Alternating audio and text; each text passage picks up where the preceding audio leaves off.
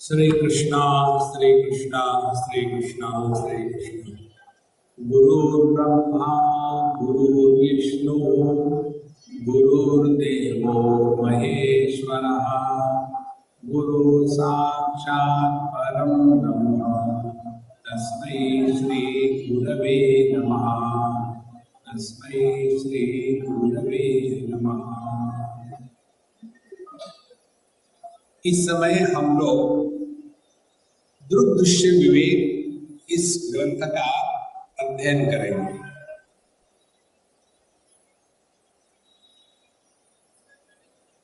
तीन स्तरों में से मनुष्य जीता है। एक को कहते हैं आदि भौतिक क्षेत्र, माने ये जो दुनिया है जहाँ हम है उसको कहते हैं आदि भौतिक। मैंने अपने मुंह बंदे को और इस आदि भौतिक क्षेत्र में रहने वालों के लिए धर्म की बातें बताई जाती है। आप अच्छे रहो, सबसे प्यार करो, अपने कर्तव्य कर्म पूरे करो, पाप मत करो। मजा नहीं आ रहा तो मेरे भाई क्यों आगे बोल हियर भी। तो उसको कहते हैं धर्म का क्षेत्र। और ये धर्म में रहने वाले जो लोग हैं उन्होंने इस दुनिया को ईंट पत्थर की सत्य माना है और फिर इसी में उनको रहना है। इसमें से निकलने की बात तो कभी नहीं करेंगे। और इसीलिए पिछला जन्म ये था, ये जन्म ये है, अगला जन्म वो रहेगा। यहाँ हमको अनेक चीजें प्राप्त करनी है, बीवी अच्छी हो, बच्चे ठीक हो, पैसा खूब हो, जीवन सफल हो गया, इसी में पूरा उनका जीवन खत्म हो जाता है। ये आदि भौतिक क्षेत्र में रहने वालों की कहानी। इससे आगे बढ़ करके आते हैं आदि दैविक क्षेत्र में रहने वाले लोग।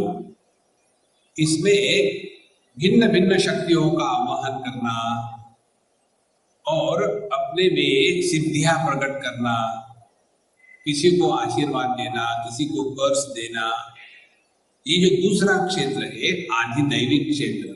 आज आते समय मैं हमारे पापा को बोल रहा था, आप देखेंगे जितनी पुराणों की कहानियां हैं उसमें महाभारत की भी कहानियां ले लीजिए, ये सभी की सभी कहानियां आदि दैविक क्षेत्र की होती है। जैसे पांडव ले लीजिए, पांचों पांडव, उनका जन्म आपके हमारे जैसे नहीं हुआ था, मंत्र शक्ति से हुआ था। उसी प्रकार से द्रौपदी लीजिए, द्रौपदी का जन्म हमारे आपके जैसे नहीं हुआ था। द्रौपदी का जन्म यज्ञ कुंड से हुआ था और उनके देह में हमेशा सुगंध आती थी।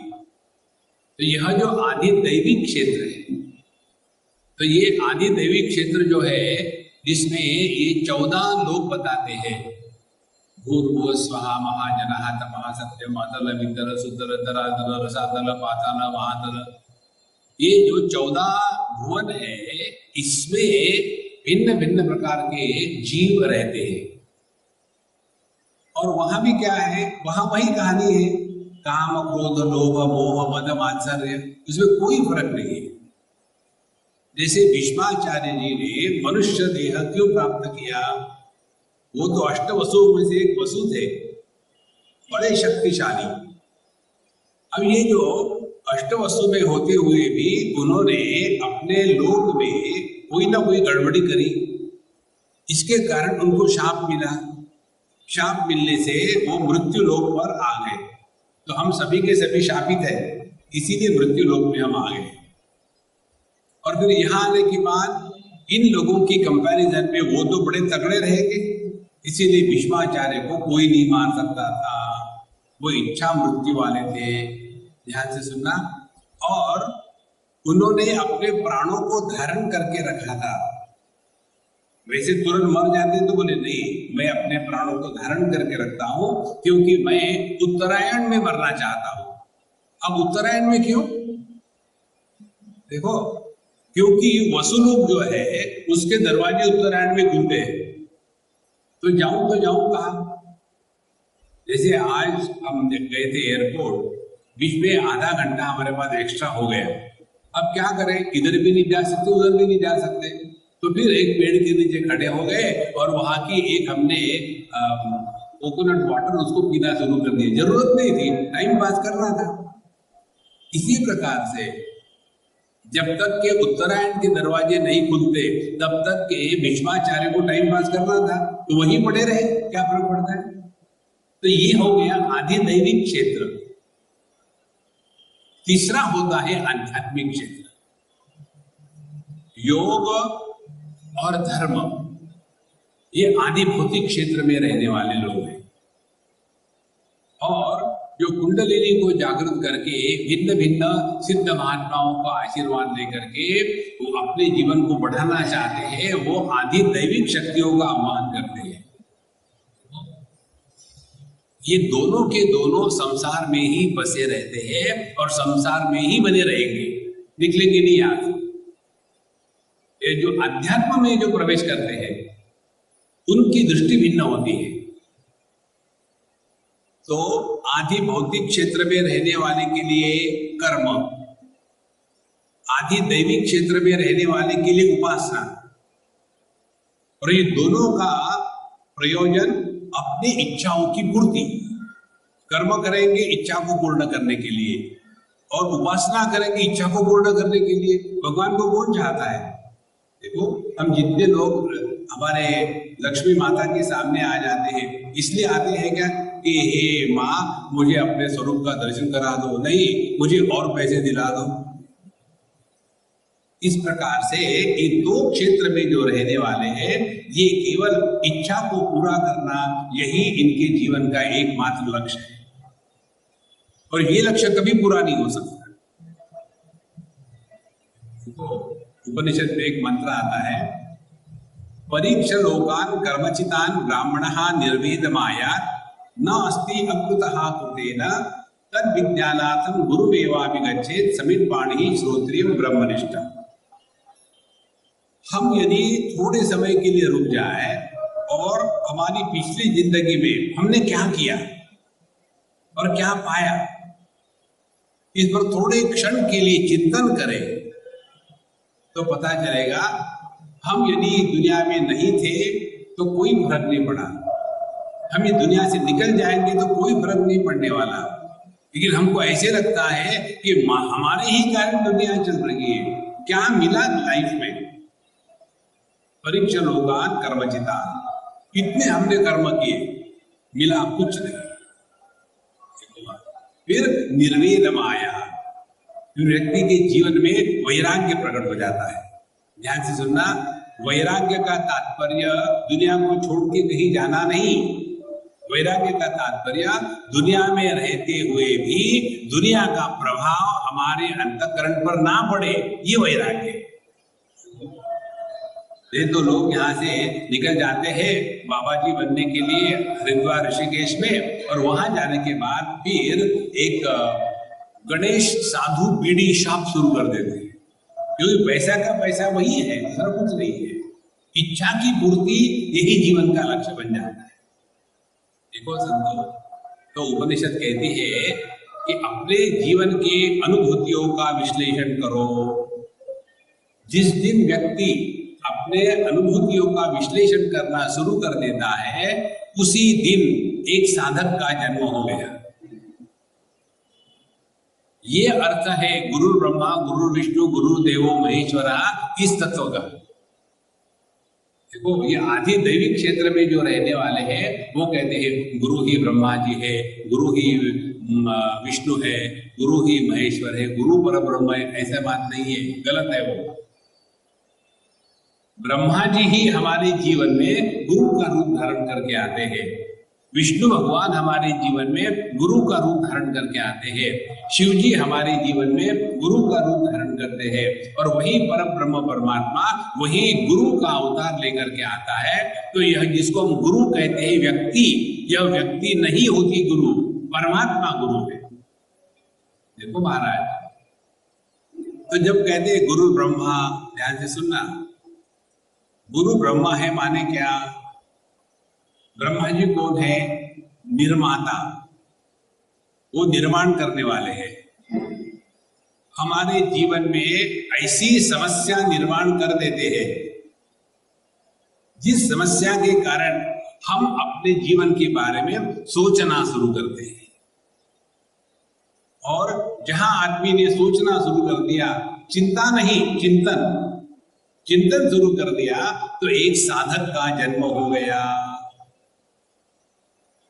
तो जिस दिन हम अपने जीवन के बारे में चिंतन शुरू करेंगे, आज तक कितने पैदा हुए, कितनों की शादियां हो गई, कितने बड़े हो गए, कितने के बच्चे हो गए, कितने के नहीं हुए, कितने अमीर कितने गरीब, क्या फर्क पड़ा है दुनिया में।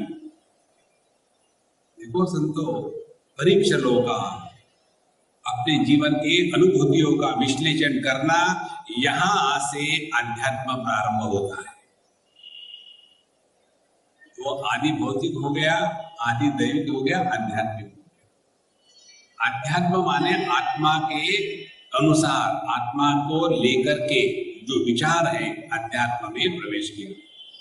तो हमारे जीवन की कोई भी घटना ले लो, अच्छी या बुरी, इस घटना के कारण यदि हमने अपने जीवन को दुनिया से मोड़ करके परमात्मा के रास्ते पर चल पड़े, तो हमने अध्यात्म में प्रवेश किया है। और यही सिद्धांत बताने के लिए भगवद गीता का पहला अध्याय है। देखो, यदि अर्जुन का रथ दुर्योधन दुशासन के सामने भगवान ले जाते, तो अर्जुन एक भी प्रश्न नहीं पूछता, युद्ध के लिए तैयार हो जाता। लेकिन भगवान ने किया क्या, उसके सामने एक समस्या निर्माण कर दी। कोई जरूरत थी? अर्जुन ने तो नहीं कहा था कि भीष्माचार्य द्रोणाचार्य के सामने रथ को ले जाओ, उसने तो कहा था दो सैन्यों के बीच में। अब सभी जगह छोड़ करके भगवान श्री कृष्ण अर्जुन के रथ को भीष्माचार्य द्रोणाचार्य के सामने ले गए और कहते हैं युद्ध करना है ना, करो अपनों से। सुनो संतो, जीवन में दुश्मनों से निपटना बड़ा आसान होता है, लेकिन जब अपने ही दुश्मन बन जाते हैं तब निपटना बड़ा कठिन हो जाता है। अपना कौन है दुनिया में? अपना केवल अपना मन है, बाकी कोई नहीं। और ये मन ही हमारा सबसे बड़ा दुश्मन है। और इसीलिए अपने इस मन को परमात्मा की तरफ मोड़ने के लिए भगवान समस्या निर्माण करते हैं। तो जहां समस्या निर्माण हो गई, हम अपने जीवन के धारा को अब मोड़ देते हैं, बहिर्मुखता से अंतर्मुखी कर लेते हैं। उसी समय हमने अध्यात्म में प्रवेश किया है।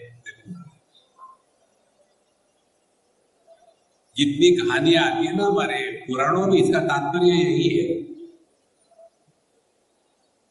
जैसे वाल्मीकि जी की कहानी आती है।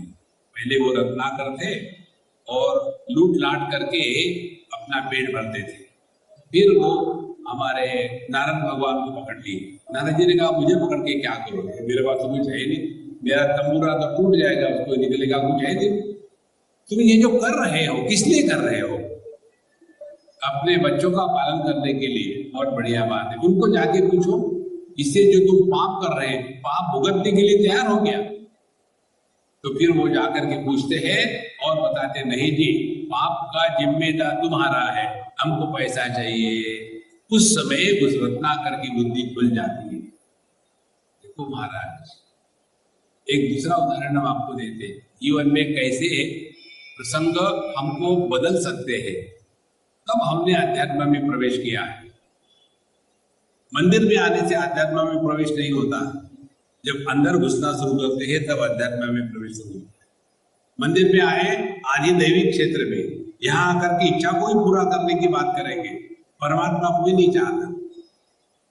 एक संत महात्मा थे वाराणसी के, और उनका जो काम था दादा से पिता से चलता आ रहा पौरोहित्य का, कि अपने जो यजमान है उनके यहाँ जाना, उनकी पूजा पूजी करना और वहां से दक्षिणा इकट्ठी करना और उसके ऊपर में अपना घर चलाना, ये उनका बिजनेस था। वो 4 महीने तक घूमते रहे, खूब सारा सामान इकट्ठा कर लिया और उनके मन में ये विचार चल रहे हैं, मैं 4 महीने से बाहर हूँ तो घर के लोग मेरी याद करते होंगे, मेरे बारे में सोचते होंगे, परेशान होंगे कि ये कहाँ होगा, क्या कर रहा होगा। और ऐसे मन में विचार करते करते वो अपने घर पहुंच गए। घर में पहुंचने के बाद सबने ये पूछा, हाँ कितनी कमाई हो गई, मेरे लिए क्या लाए हो, और यहाँ से फिर कब जाने का प्रोग्राम है, तुम्हारी तबीयत कैसी है, तुमको हमारी याद आज कोई पूछने की इच्छा ही नहीं है। इस दिन उनके मन में वैराग्य जागृत हो गया। मैं ही सोचता था ये लोग मुझे याद करते थे, लेकिन दुनिया में कोई किसी को याद नहीं करता, सब स्वार्थ में डूबे हुए। इसके बाद उन्होंने छोड़ा किसी को नहीं, अपने विचारों को बदला। इस दुनिया में अपना यदि कोई है तो केवल परमात्मा है, अब उसको पकड़ो। देखो, इसीलिए हमारे जीवन की कोई भी घटना आप ले लो, जिस घटना के कारण हम अंतर्मुखी होकर के अपने जीवन का लक्ष्य बदल देते हैं, उसी दिन भगवद गीता का पहला अध्याय हमारे जीवन में पूरा उतर के आ गया। परीक्ष लोकान कर्मचितान, इतने कर्म किए हमने, क्या फर्क पड़ा? ना करते तो कोई फर्क नहीं पड़ता, करने से कौन से तीर मार दिए। तो आगे कहते हैं निर्वेद माया, व्यक्ति के अंतःकरण में वैराग्य प्रकट हो जाता है। वैराग्य प्रकट हुआ तो आदमी परमात्मा के मार्ग पर चल पड़ता है, सॉलिड स्पिरिचुअलिटी। डिप्रेशन हुआ तो लिक्विड स्पिरिचुअलिटी में चले जाता है, डिप्रेशन में। देखो, दोनों में फ्रस्ट्रेशन है। एक और उदाहरण दो, अमेरिका की बात है। एक हमारे कोई अम्मा है, होगी कोई 45 साल के करीब। मुझे एक बार कहती, स्वामी जी मुझे आपसे मुझे पर्सनल बात करनी है। हमने कहा मैं अपनी पर्सनल बात किसी से नहीं कर सकता। बोले नहीं, मुझे अपनी पर्सनल बात करनी है। हमने कहा मुझे किसी की पर्सनल बात सुनने की इच्छा भी नहीं है। नहीं, मुझे बोलने दो, जो बोलो। फिर उसने अपनी कहानी बताई। बोले मैं जब 10वीं 12वीं पास करी, उसी समय हमारे पिताजी का स्वर्गवास हो गया। तो मेरी 2 बहनें, एक भाई, अब इनको देखने के लिए कोई नहीं, तो मैंने पढ़ाई छोड़ दी। उसी समय से कुछ काम धंधा करा करके अपने बहनों को बड़ा किया, उनकी शादियां कर दी, भाई को पढ़ाया लिखाया, उसको बड़ा किया, उसकी शादी कर दी। अब ये 2 बहनें और भाई, nobody wants me। जब मैं जाता हूँ मैं जब जाती हूँ बहनों के पास, वो कहते हैं कि दीदी आप मत आया करो, इनको अच्छा नहीं लगता। जब मैं अपने भाई के पास जाती हूँ तो वो कहता है कि दीदी आप मत आया करो, मेरी पत्नी बहुत गुस्सा करती है तुम आने के बाद। तो मैंने इतना सारा किया इन लोगों के लिए, अब देखो मुझे क्या मिला। ध्यान से सुनना। हमने कहा अभी इसका तुम कहना क्या चाहती हो? यू टोल्ड मी दिस, सुन लिया, तो कहना क्या चाहती हो? देखो, यदि आदमी अपने इन अनुभूतियों से सीख ले गए तो पता चलेगा कि मात पितु बंधु सखा अपनो नहीं कोई, साधु संग बैठ बैठ लोक लाज कोई, मेरे तो गिरिधर गोपाल दूसरो न कोई। तब हो जाता है जीवन में अध्यात्म का प्रकट। तो कर्म का तात्पर्य दुनिया में कमाना नहीं है। कर्माणि चित्त शुद्ध्यर्थम, अंतःकरण को शुद्ध करने के लिए कर्म करने हैं। और अंतःकरण को शुद्ध करना माने क्या? कर्म का कोई भी संस्कार अपने मन पर निर्माण न होवे। देखो, हमारे अंतःकरण पर 2 प्रकार के संस्कार निर्माण होते हैं कर्म के कारण। एक संस्कार है जिसको कहते हैं राग, और दूसरा संस्कार है द्वेष। कर्म के 2 ही संस्कार है, तीसरा कोई संस्कार नहीं। कुछ अच्छा लगता है, कुछ अच्छा नहीं लगता।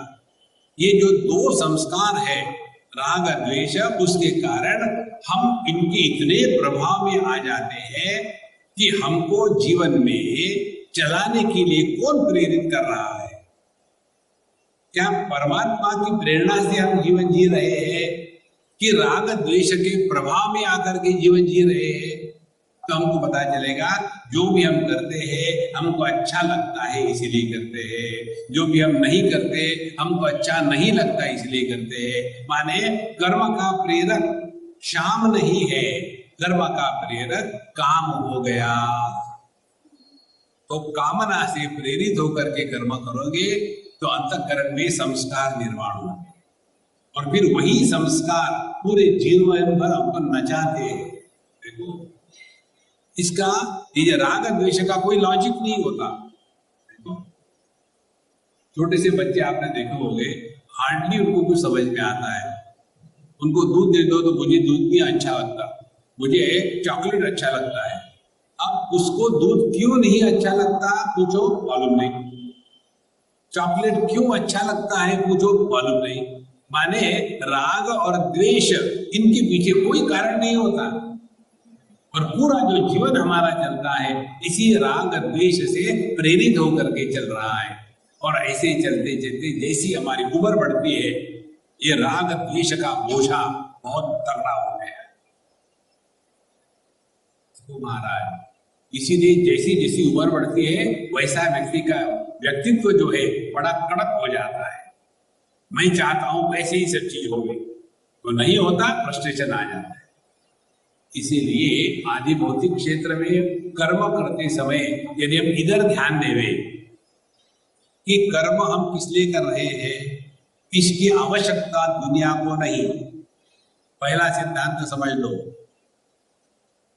हम जो भी कर रहे हैं इसकी आवश्यकता किसी को भी नहीं है, आवश्यकता अपनी है। लेकिन हमको लगता है हम दुनिया का भला कर रहे हैं, अपना तो सत्यानाश कर लिया, अब दुनिया का क्या भला करेंगे। जिस दिन आप कोई भी कर्म अपनी आवश्यकता है इस दृष्टि से प्रेरित होकर के करो तो आपके मन में कभी भी संस्कार निर्माण नहीं होंगे और मन प्रसन्न रहेगा। दूसरी बात, जब हम कर्म अपनी ही प्रेरणा से अपनी ही आवश्यकता है इसलिए करते हैं तो हमारे मन में अभिमान निर्माण नहीं होगा, क्योंकि ये हमारी आवश्यकता थी इसीलिए हम कर रहे हैं। इन दो चीजों से बच के जो चल रहा है वो अध्यात्म के मार्ग में प्रवेश करने के लिए तैयार हो रहा है। कर्माणि चित्त शुद्धि, इसी को धर्म की भाषा में कहते हैं कि अपने कर्तव्य कर्म करो। कर्तव्य कर्म क्या होते हैं? आपको अच्छा लगे ना लगे, करना है, उसको कर्तव्य कर्म कहते हैं।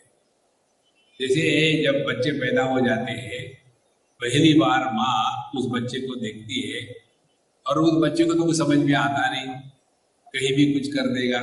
उस समय वो माँ अपने बच्चे का सब देखभाल करती है तो अच्छा थोड़ी लगता है। उसने शीशी कर दी, सुसु कर दी, गंदगी कर दी, लेकिन कितना प्यार से करती है, क्योंकि उसके प्रति मैं काम कर रही हूं। बच्चे को क्या समझ में आता, मत करो।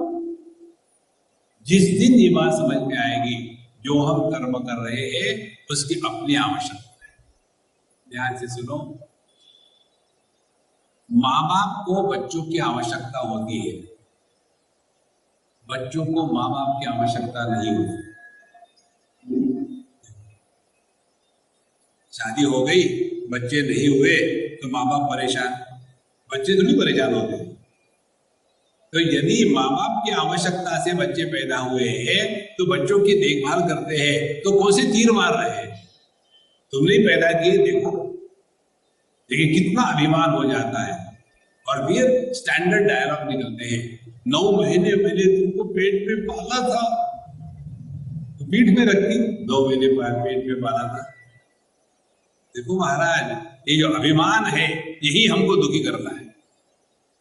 इसीलिए कर्माणि चित्त शुद्ध्यर्थम, अब देखो वही काम है, कर्म करो और संसार में बसे रहो, या कर्म करो और संसार में मुक्त होने का साधन बनाओ। कर्म वही है, लेकिन उसके करने के पीछे धारणा क्या है वो महत्व की बात है। कर्माणि चित्त शुद्ध्यर्थम। फिर हम उपासना करते हैं देवताओं की। यह जो श्री विद्या है, शायद हमारे मन में कहीं होगा, ये तो ऐसे नहीं हो सकता था कि श्री विद्या की उपासना करें। सभी महात्मा करते थे, हम भी ट्राई करें। और एक हमको महात्मा मिल गए, बूढ़े थे, कोई 97-96 उम्र के, और हमको कोई ले गए उनके पास। तो उन्होंने कहा अभी नहीं, आप इस तारीख को इसी समय आ जाओ, वो शुभ समय है, उस समय में तुमको दीक्षा दूंगा। मैं गया उनके पास, अपने पूरी जो दीक्षा होती है श्री विद्या की उपासना करने की ले ली। काफी उसके मंत्र होते, एक नहीं होता, नियम भी बड़े कड़क होते हैं। फिर हमने उनको पूछा, बाबू जी मुझे ये बताइए अब मुझे क्या क्या करना पड़ेगा, मैं करूँगा। ये जो हमको ले गए थे उन्होंने मुझे डरा दिया था, स्वामी जी आपको कम से कम 4-6 साल तक भटकना बंद करना पड़ेगा। ये जो आपने ली है दीक्षा, अब इसके नियम होते हैं, हर एक मंत्र का जितने उसमें लेटर है उतने लाख जप करना पड़ता है। जैसे गायत्री मंत्र ले लो, गायत्री मंत्र के 24 अक्षर होते हैं। तत्सवितुर्वरेण्यं भर्गो देवस्य धीमहि धियो यो न प्रचोदयात्। 8 या 24 उसमें लेटर्स है, तो 24 लाख आपको जप करना पड़ेगा। उसके बाद हवन करना पड़ेगा, उसके बाद लोगों को खाना खिलाना पड़ेगा। फिर दूसरा मंत्र ले लो, उतना जप करो। हमने कहा यार मारा गया, अब मैं कैसे कर सकता हूँ उसे, तो करना पड़ेगा। हमने कहा मैं तुम्हारी बात नहीं मानूंगा, गुरु महाराज के पास जाएंगे। अब उनके पास गए और उन्होंने कहा स्वामी जी आपको कुछ नहीं करना है। अरे क्यों? तो ये जो सब करने के लिए बताते हैं ना, ये उनके लिए बताते हैं जिनको इस दुनिया में कुछ चाहिए। आप जो कर रहे हो ये सबसे श्रेष्ठ साधना है, आपको कुछ नहीं करना है। देखो महाराज, जो हम कर रहे हैं उपासना किस लिए कर रहे हैं? कुछ चाहिए तभी तो करते हैं ना। जैसे परीक्षा नजदीक आ जाती है, हनुमान जी के पीछे लोग नारियल लेके पहुंच जाते हैं, इसीलिए हनुमान जी के हाथ में गदा है, बैठ के जैसी मारा नारियल तोड़ दिया। अपने स्वार्थ को पूरा करने के लिए हम ईश्वर की शक्ति को जागृत करते हैं, उसको कहते हैं आदि दैविक। तो उसमें हमको नहीं रखना है। फिर ये उपासना किस लिए करनी है? एकाग्र्यार्थम उपासना। यह जो आदि दैविक क्षेत्र में जाना है उसका तात्पर्य हम अपने मन को ऐसा बनावे कि हमारा मन जब हम चाहे, जहां हम चाहे, जितने समय तक हम चाहे उसको लगा सके। अभी हमारी स्थिति क्या है? खाना खाने के लिए बैठे, टीवी नजर आता है, टीवी देख रहे हैं, फोन बज जाता है, फोन सुन रहे हैं, सामने खाना रखा है। माने जहां हमको होना चाहिए वहां हम नहीं होते। और दूसरी बात, आदमी सबसे ज्यादा डरता किसी से है तो अपने ही मन से। और अपने मन से डरने के कारण जब हम किसी से डरते तो भाग जाते हैं ना दूर। तो हम अपने मन से डरने के कारण दूर भाग जाते हैं। कैसे? टीवी देखना शुरू कर दिया, किसी के साथ गप शुरू कर दी, सिगरेट पीना शुरू कर दिया। क्यों? कि हम अपने से डर लग रहा है। आदि दैविक साधना का तात्पर्य है अपने मन को हम ऐसा बनावे कि यह मन हमारे लिए उपलब्ध हो जाए। इसके लिए उपासना करते हैं। कल मुझे किसी ने योगा के इंस्टीट्यूशन में कहा, स्वामी जी मेरा मन कॉन्सेंट्रेट नहीं होता, क्या करूं? हमने कहा भगवान की कृपा है, तुम्हारा मन कॉन्सेंट्रेट नहीं होता। बोले हमको तो योगा में सिखाते हैं कॉन्सेंट्रेशन बढ़ाओ, और उसके लिए त्राटक बनाते हैं। आप जानते हैं त्राटक? सामने एक ज्योति रख देते हैं उसकी तरफ ऐसा देखते रहो, दूर दूर। जितने समय तक देखते रहो, आंखें बिना बंद करके आपका दृढ़ सिद्ध हो गया। हमने कहा ये करो मत करो, इसका प्रभाव देखो क्या होता है। फिर मैंने उनको कहा आप मेरे तरफ देखो, देख लीजिए अब आपका क्या अनुभव है, आप अपने पास हो कि अपने से दूर निकल गए हो। देखो कंसंट्रेशन हमेशा अन्य पर होता है, अपने बारे में remain aware of your presence. Self concentration नहीं होता, सेल्फ अवेयरनेस होता है। इसीलिए ये जो है ना कंसंट्रेशन चाहिए, चक्कर में मत पड़ना।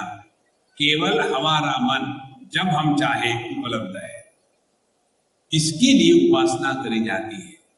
और उपासना की जो अनेक प्रकार है उसमें एक जप की एक साधना है।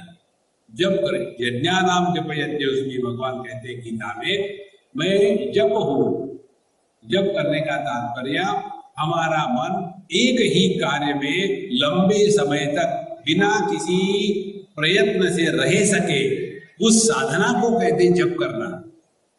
देखो हम लोग जप करने के लिए बैठते हैं, ओम भूर्भुवस्सुवः तत्सवितुर्वरेण्यं भर्गो देवस्य धीमहि धियो यो न प्रचोदयात्। ओम भूर्भुवस्सुवः तत्सवितुर्वरेण्यं भर्गो देवस्य धीमहि धियो न प्रचोदयात्। ओम भूर्भुवस्सुवः।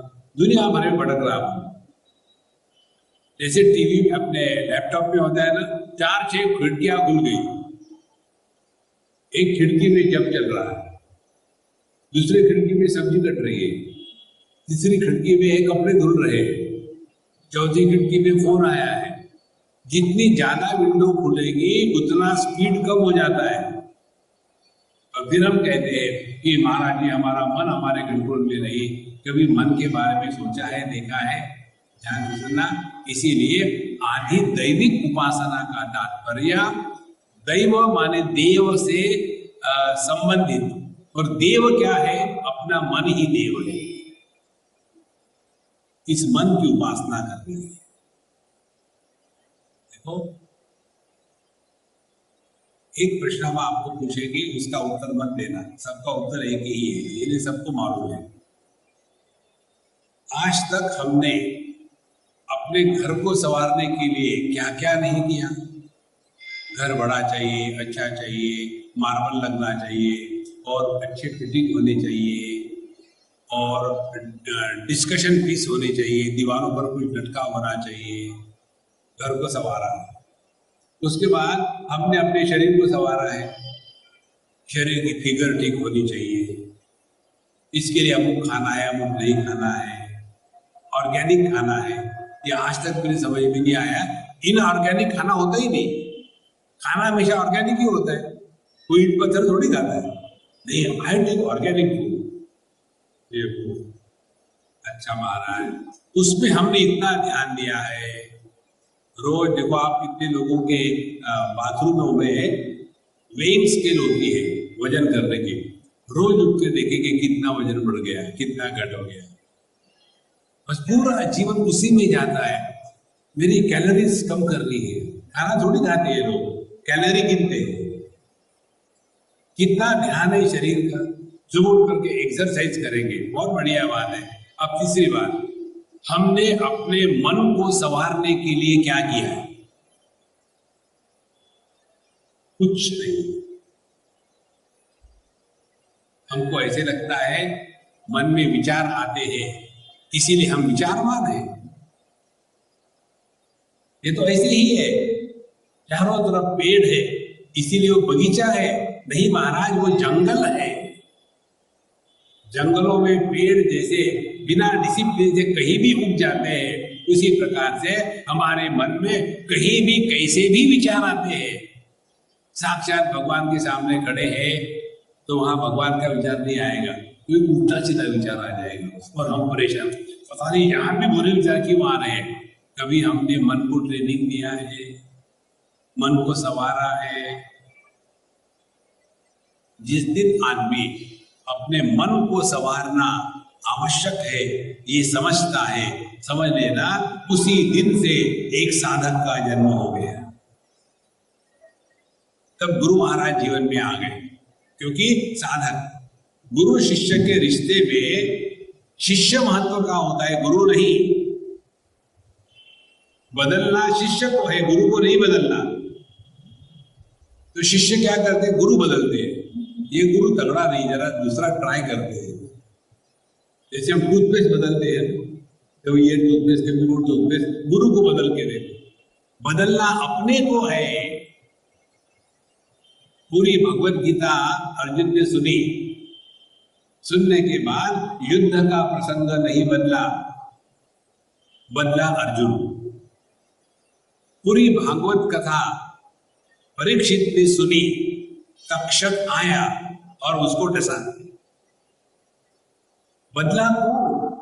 परिस्थिति नहीं बदलती। अध्यात्म में जब व्यक्ति प्रवेश करता है तो उसका ध्यान अपने में परिवर्तन लाने में है, ना कि दुनिया में।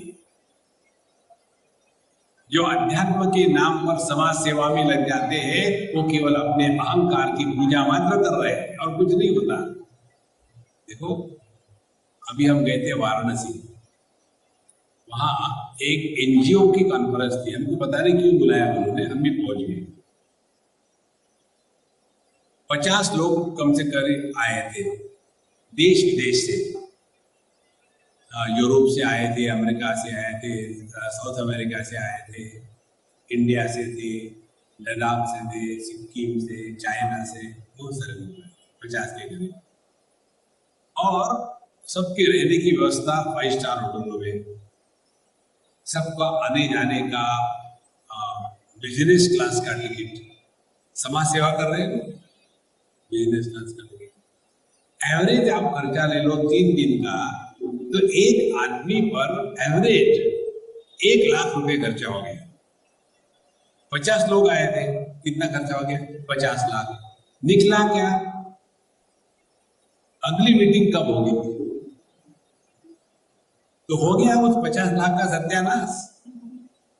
देखो, समाज सेवा यह अध्यात्म नहीं है। हम अपने आप को धोखा देते हैं। देखो आ रहा है, समझो आप किसी एक अच्छे संस्था के ट्रस्टी हो। जब तक ट्रस्टी हो तभी तक ध्यान रखेंगे। किसी कारण से आप ट्रस्टी नहीं हो, why should I go, I am not a trustee. देखो संतो, जो किसी भी संस्थान में कार्यरत रहते हैं, उसके प्रति भक्ति प्रेम समाप्त हो जाता है। इसीलिए अध्यात्म का तात्पर्य अपने अब मन पर हमको कार्य करना है। और मन पर कार्य करने का तात्पर्य क्या है, ध्यान से सुनना। ऐसा एक उदाहरण ले लो समझने के लिए। हमारे हाथ में ये वस्तु है, पकड़ के रखिए।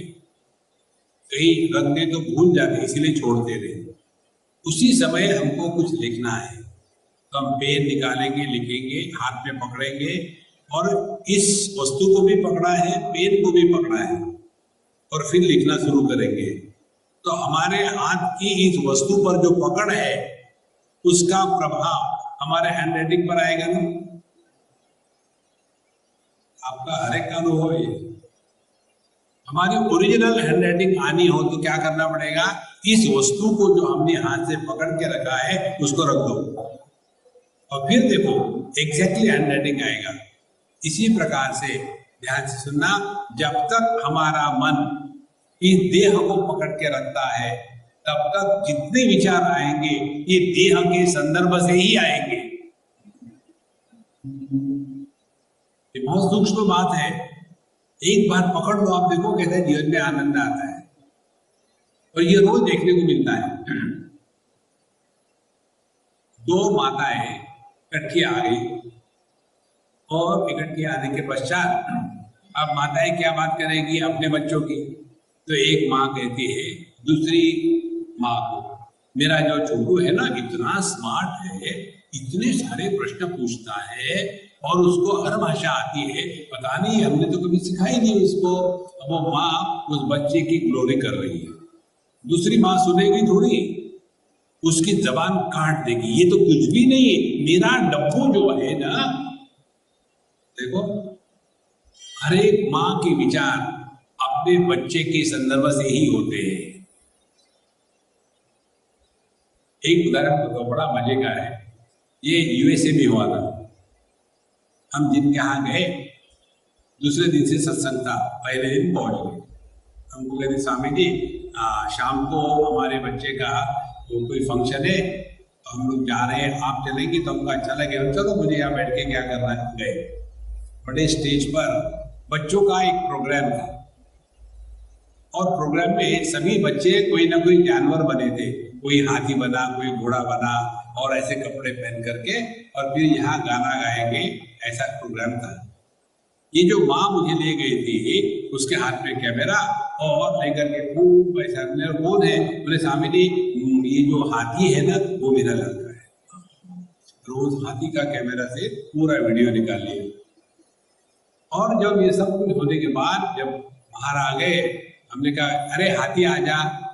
तो जो कोरियोग्राफर थी वो कहती है स्वामी जी इनका लड़का है ना, वो एकदम नर्वस हो गया था, बोले मैं नहीं जाऊंगा। तो मैंने किसी दूसरे लड़के को हाथी का पहना करके उसको भेज दिया था। अब इसने जो फोटो निकाला था उस हाथी के पीछे उसका लड़का नहीं था। रियली? हाँ। अब क्या करोगे? डिलीट। देखो महाराज, ये बात समझ लो एक बार, जब तक के हमने देह को पकड़ के रखा है, तब तक के ये दुनिया के विचार आपके मन से नहीं हटेंगे। तो मन को संवारने का तात्पर्य क्या है? मन को संवारने का तात्पर्य हम अपने मन को ये देह से अलग करने के लिए लग जाए, तब जाकर हमने अध्यात्म में प्रवेश किया है। नहीं तो उसी में फंसे रहेंगे। मेरा लड़का ऐसा है, मेरी लड़की ऐसी है, मेरी बीवी ऐसी है, मेरा हस्बैंड ऐसा है। अरे ऐसे ही होते हैं। देखो, समझदार बीवी, इंटेलिजेंट हस्बैंड और ओबीडिएंट चिल्ड्रन, ये कल्पना है, वास्तविक थोड़ी है। ऐसे ही चलता है। Don't get serious about this world. लेकिन इससे फंस जाते हैं कि राम राम। तो अध्यात्म में आना माने अपने मन पर कार्य करना शुरू करना है। इसके लिए 2 टेक्निक हम बताएंगे, तो ये 2 टेक्निक हम रोज बताएंगे। 6 दिन हम यहाँ हैं, 6 दिन बताएंगे। एक आध दिन तो लग जाएगा। तो ये टेक्निक बहुत सिंपल है, कठिन नहीं है। हम आपको हाथ में माला नहीं देंगे, मंदिरों में नहीं भेजेंगे, योगा नहीं कराएंगे, रामदेव बाबा को नहीं योग कराएंगे। बहुत सिंपल टेक्निक है। किसी अन्य से किसी भी विषय पर बोलने के पहले अपने आप को एक प्रश्न पूछ लो, क्या बोलना आवश्यक है?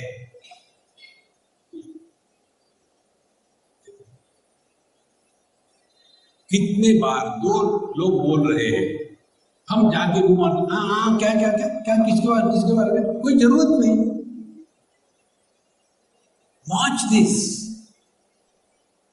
हम कितना इन्वॉल्व हो जाते हैं और बाद में कहते हैं हमको कहने नहीं चाहिए था, हमारे पड़ोसी की बहू हमारे बहू से अच्छी है। अरे महाराज, आपको मालूम है कहना नहीं चाहिए, तो मुंह बंद क्यों नहीं रखा? देखो, ये बहुत बड़ी साधना है। किसी से भी किसी भी विषय पर बोलने के पहले एक प्रश्न पूछ लो अपने आप से, क्या बोलना आवश्यक है? हम आपको गारंटी देते हैं, बिना किसी प्रयत्न से आपका मौन शुरू हो जाएगा।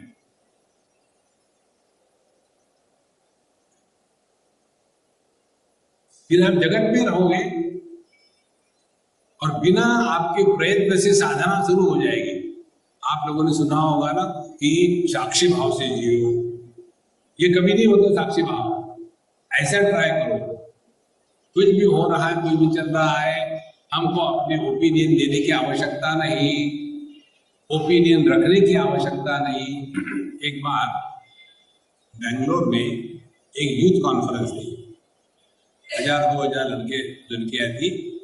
उसके पश्चात क्वेश्चन आंसर, हम 3 लोग बैठे स्टेज पर। एक वहां के सज्जन थे, रिटायर्ड जज ऑफ कोई एक कोर्ट के, दूसरे एक सोशल वर्कर थे और तीसरे हम थे बाबा जी। तो जो प्रश्न आते ये दोनों में होड़ लगती, मैं बताऊं, और मैं तो अपना समोसा और चाय में मस्त था, तुम बोलते हो मुझे क्या फर्क पड़ता है। एक प्रश्न आया, आने के पश्चात वो कहते स्वामी जी कुछ बोल ही नहीं रहे, स्वामी जी आप जवाब दो ना। हमने कहा ठीक है देंगे। प्रश्न का जो कागज था हमको दिया, उस पर लिखा था राम जन्मभूमि के बारे में आपका क्या मत है। तो हमने उनको कहा कि देखो अभी तक तो आप बहुत गंभीरता से सुन रहे थे, बहुत टेंशन हो गया है और मुझे टेंशन अच्छा नहीं लगता, रिलैक्स। तो मैं आपको कहानी बता दूं। तो कहानी शुरू कर दी। हमने कहा देखो अमेरिका ने अफगानिस्तान पर क्यों हमला किया, ठीक है कि गलत है, इस पर मेरा कोई ओपिनियन नहीं।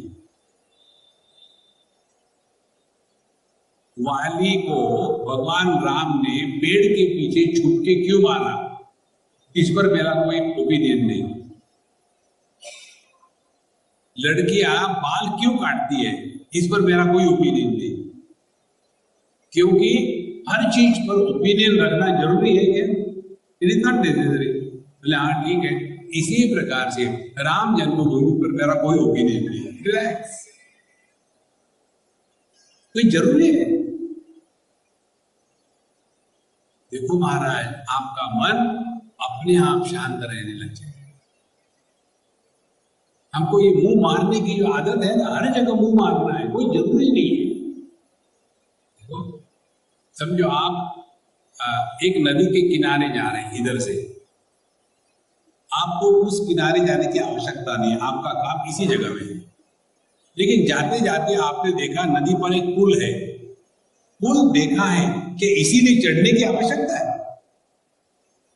नहीं देखा पुल है, सोचा चढ़ के आए, अरे जरूरी है, अपना काम करो ना।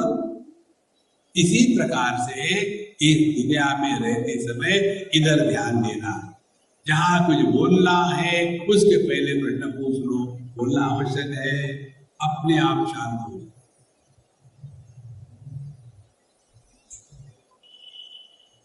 और दूसरा हमको अपने मन पर कार्य करना है, और वो ये है हम अपने आप से बोलना बंद कर दें।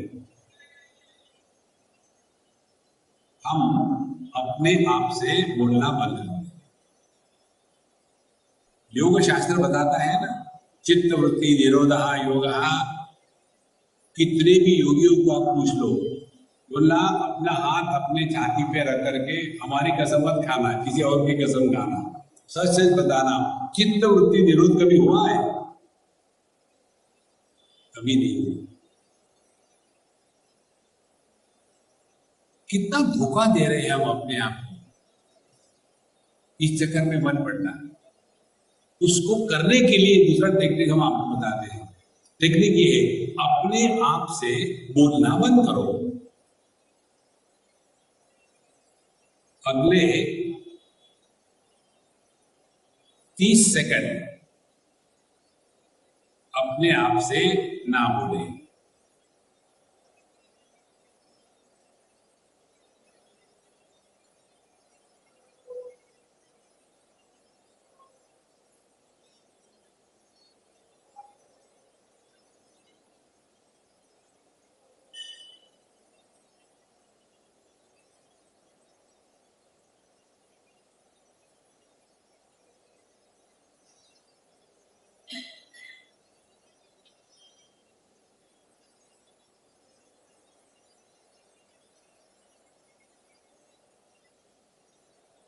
स्टॉप।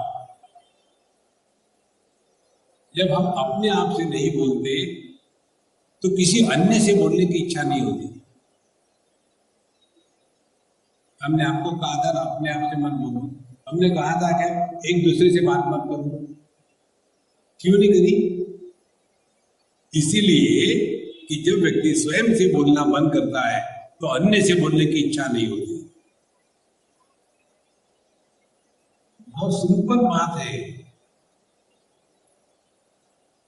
एक बार ये एक योग के स्टूडेंट ने हमको पूछा, स्वामी जी आप कहते हैं ऐसा, कि चित्तवृत्ति विरोध बकवास से हो नहीं सकता, तो पतंजलि ने गलत लिखा है। हमने पतंजलि जो लिखा है समझे क्या?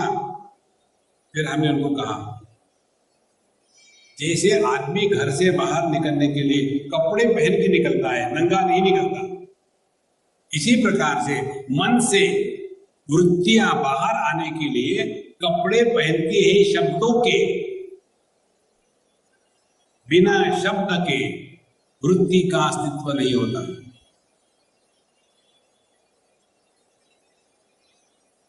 राम राम राम राम ये वृत्तियां है, राम ये शब्द है। शब्द को शांत करो, वृत्तियां शांत हो जाए।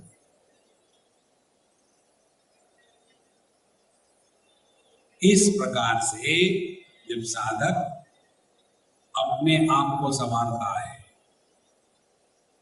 अब हमको दुनिया से उपराम हो गया है, ना किसी का भला करना है ना किसी का बुरा करना है। पहले बात। दूसरी बात, अब हमको दुनिया में कुछ चाहिए नहीं, अब केवल अपने मन को संवारना है, क्योंकि जैसा मन वैसा जीवन।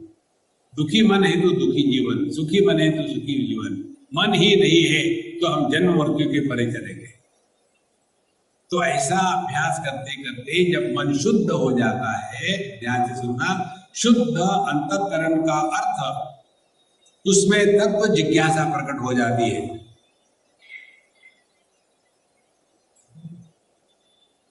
साफ सुथरा आईना हो, उसके सामने खड़े हो जाओ तो अपना प्रतिबिंब हम जैसे है वैसा ही दिखता है। उसी प्रकार से अंतःकरण शुद्ध हो तो शुद्ध अंतःकरण में तत्व जिज्ञासा प्रकट हो जाती है। कस्त्वम को हम उत्तम आयाता कामे जननी को बेताता। हम कौन है, ये दुनिया क्या है, हम कहाँ से आए हैं, कहाँ जाने वाले हैं, क्या हमारी विशेषता है कौन हम। इस चिंतन में आदमी जब लग जाता है तब उसने अध्यात्म में प्रवेश किया।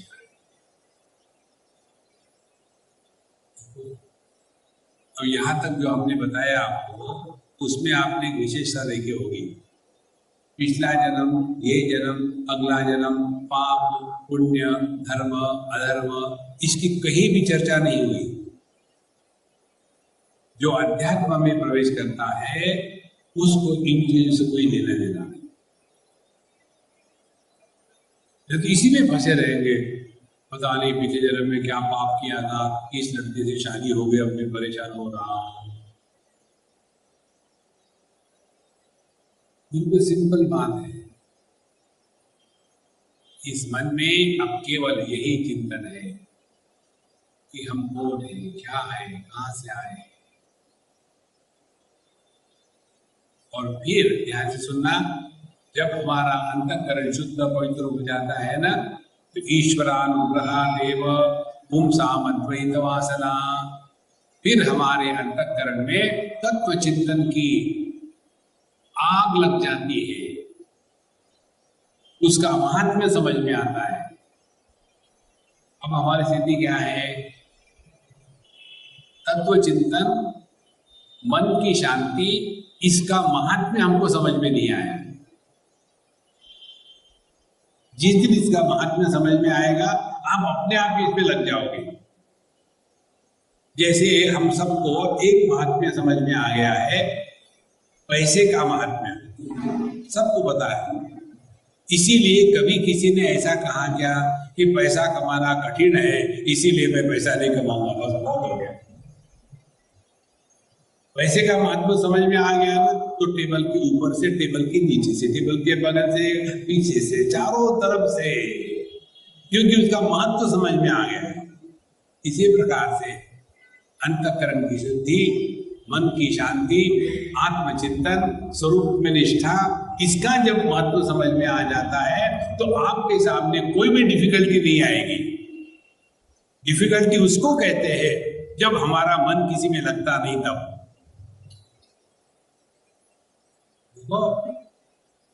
इसका कारण, इसका महात्म्य हमको समझ में नहीं आया। इसीलिए तुलसीदास जी कहते हैं बिनु हरि कृपा मिले नहीं संता।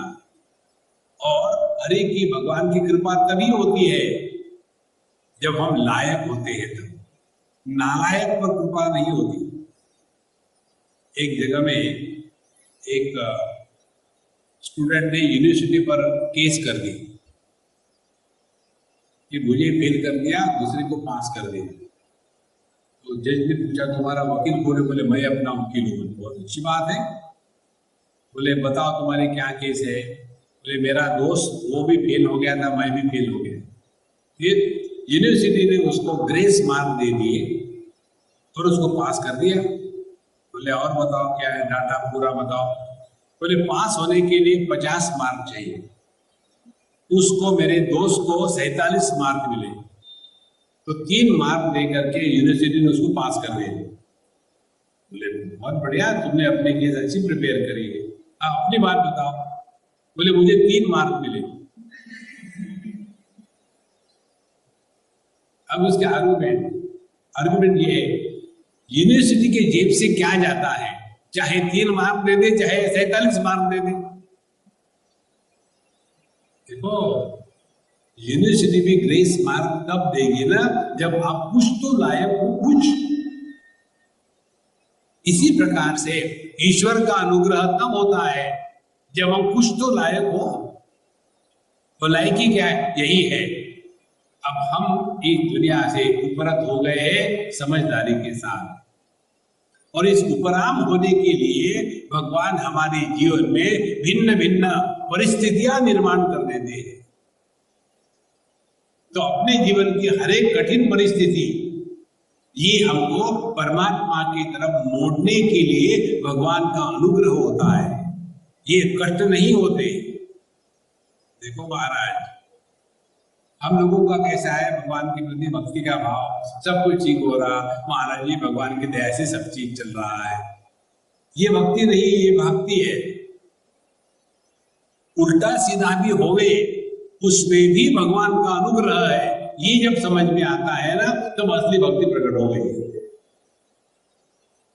तो इसीलिए जब आदमी इस अध्यात्म में प्रवेश करता है, तब उसने अपने आप को दुनिया से पूरा उपराम कर दिया है।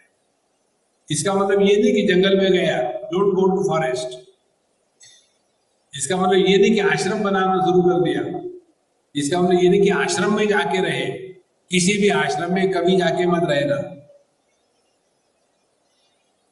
किसी भी मेंटल हॉस्पिटल में जाओ तो कोई आपको नॉर्मल लोग मिलेंगे वहां। इसी प्रकार से किसी भी आश्रम में जाओ, एक एक कैरेक्टर मिलेंगे आपको, एक एक कैरेक्टर। लेकिन ये आश्रमों की इतनी महिमा है। हाँ महिमा है, तो क्या है? गृहस्थ आश्रम। अपने गृहस्थी को आश्रम बनाओ। गृहस्थी को कैसा आश्रम बनाए महाराज? बाबा जी को बुलाओ खाना खिलाने के लिए। जैसे जहां राम वहां राम मंदिर, उसी प्रकार जहां बाबा जी वहां आश्रम। और ऐसे टेम्पररी आश्रम, आधे घंटे के लिए आश्रम, फिर अपना विश्राम। अपने मन को संवारना है। इस शुद्ध पवित्र मन में तत्व जिज्ञासा सहज प्रकट हो जाती है। और तब तत्व जिज्ञासा प्रकट हो गई, अब दुनिया में हम रहेंगे, खेलेंगे, खाएंगे, कूदेंगे, सब कुछ करेंगे, लेकिन वैसा ही होगा जैसे आपने देखा होगा रस्सी पर छोटी सी लड़की चलती है, इधर देखती उधर देखती, हाथ में डंडा होता है, लेकिन उसका एक ध्यान बैलेंस की तरफ होता है। इसी प्रकार से इस दुनिया में रहेंगे, खाएंगे, पिएंगे, बैठेंगे, घूमेंगे, खंडाला जाएंगे, लेकिन अपना ध्यान वही लगा हुआ है। इस बैलेंस में रहना, ये है अध्यात्म। और इसमें टिक के रहने के लिए हमको अपने आप को ट्रेनिंग देना पड़ता है। अब ये ट्रेनिंग क्या है? ये इस दृग दृश्य विवेक ग्रंथ में हम इसका अध्ययन करेंगे। विवेक की भिन्न प्रकार हम आपको बताएंगे। एक होता है जड़ चेतन विवेक। विवेक माने अलगाव करना। जैसे तीर तंडुल न्याय एक आता है शास्त्रों में। एक लड़के को भेजा, भाई 1 किलो चावल और 1 किलो तिल ले आना। वो गया मार्केट में, कागज के कंटेनर में लपेट करके अखबार के, एक में 1 किलो चावल भरा, दूसरे में तिल भरे, दोनों एक थैले में रखे, साइकिल पे लगा दिया और आ रहा। झटके लग लग करके अंदर के दोनों कागज फट गए और तिल और चावल दोनों मिक्स हो गए। घर जाके माँ को दे दिया, लो माँ। माँ ने देखा, अरे राम, ये तो एक हो गए, अब क्या करें? बोले करना क्या, अलग अलग करो। तो बैठा बेटा और चावल इधर तिल इधर, चावल इधर तिल इधर। इसको कहते हैं विवेक, दो वस्तुओं को अलग करना। अब दूसरा विवेक सांख्य में होता है जड़ चेतन विवेक। जानने वाला मैं चेतन, जाना गया मैं जड़। जानने वाला मैं चेतन, जाना गया कैमरा जड़। जानने वाला मैं आपको जान रहा हूं, आप जड़ और मैं चेतन। देखो, जड़ चेतन विवेक। वेदांत में विवेक ये नहीं होता। वेदांत में विवेक होता है सत असत विवेक। सत माने जो है, असत माने जो नहीं है। इनमें क्या विवेक होगा? यही होगा कि सत मात्र सत्य है, असत नाम की कोई वस्तु नहीं है। इस सत्य को पकड़ के रखना, यही असली विवेक है। और इस सत्य को पकड़ने के लिए हमको यहाँ ये दृढ़ दृश्य विवेक में हमको एक प्रक्रिया बताते हैं। अब इस ग्रंथ का जब अध्ययन करेंगे आप, तो आपको ये प्रश्न कहीं भी नहीं आएंगे, पिछला जन्म, ये जन्म, अगला जन्म, पाप पुण्य, धर्म अधर्म। ये जो है ना KG1, KG2, KG3 मैक्सिमम, आगे नहीं इसका कोई महत्व।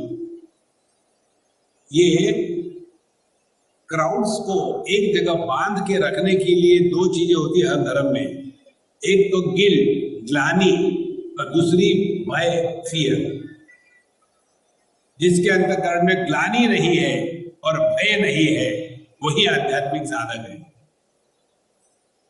समझो आप उपवास करते हो, सोमवार का उपवास, श्रावण सोमवार, और कहीं गलती से आपने 2-3 सोमवार किए और एक सोमवार को आपने फिश करी खा ली, गलती से खा ली। आप परेशान, अब क्या होगा, अब क्या हो गया, मैंने फिश खा लिया। फिश को क्या, फिश को कुछ नहीं होगा। नहीं नहीं नहीं, मुझे क्या होगा, मैंने खाया है। ये जो डर डर के जीना है, ये अध्यात्म नहीं है। अध्यात्म आपको इस भय से मुक्त करता है। आप देखेंगे उपासना में रहने वाले डर डर के जीते हैं, उनमें सहजता नहीं है। हमने ये उपवास करना है, शिव जी के मंदिर में ओम नमः शिवाय, नमः शिवाय, फिर देवी का मंत्र ले लिया, गुरु महाराज का मंत्र ले लिया, हनुमान जी का मंत्र ले लिया। इतने मंत्र हो जाते हैं कि वहां मंत्र की कॉकटेल बन जाती है। इस चक्कर में मत पड़ना। ध्यान देना है अपने अनुभूतियों का विश्लेषण करने में। जो व्यक्ति अपने अनुभूतियों का विश्लेषण करने में लग जाता है, उसने अध्यात्म में और उसने वेदांत में प्रवेश किया है। अब दुनिया के बारे में कुछ नहीं पूछना, हमको ये देखना है कि जब मैं किसी वस्तु का ज्ञान प्राप्त करता हूं तो ज्ञान कैसे प्राप्त होता है। जैसे उदाहरण के लिए आप मुझे देख रहे हैं, अब मुझे ये बताओ, आप मुझे अपने अंदर देख रहे हैं कि बाहर देख रहे हैं? कहां देख रहे हैं? हो गए बुद्धि बंद?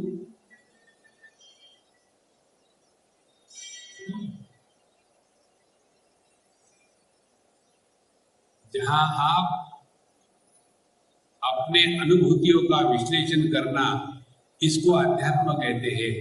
ये समझ लोगे तो अपने जीवन का हर एक अनुभव ध्यान से सुनना, एक आध्यात्मिक परीक्षा होती है। Every experience is a spiritual examination. और हम जब परीक्षा में जाते हैं, एग्जामिनेशन में जाते हैं, we have to be prepared. We can't complain बड़ा डिफिकल्ट था। Yes, it has to be like that. तो पूरा अपना जो अध्यात्म में प्रवेश है योग्य रीति से होगा। फिर तो वही अपना इधर गए उधर गए, यहाँ गए वहां गए, कुरुते गंगा सागर गमनम व्रत परिपालनम अथवा दानम। इस प्रकार से अध्यात्म में प्रवेश करने का जो द्वार है वो इस ग्रंथ में बताया है, दुर्दृश्य विवेक। उसको हम कल से अध्ययन करने के लिए लेंगे, और जिनको इच्छा है वो पुस्तक ले ले और धीरे से शांति से समझ करके अपने जीवन में उतारे। तब तक के लिए हमें आज्ञा दीजिए। ओम पूर्णमदः पूर्णमिदं पूर्णात् पूर्णमुदच्यते पूर्णस्य पूर्णमादाय पूर्णमेवावशिष्यते। ओम शांति शांति शांति। हरि ओम। श्री गुरुभ्यो नमः। हरि ओम।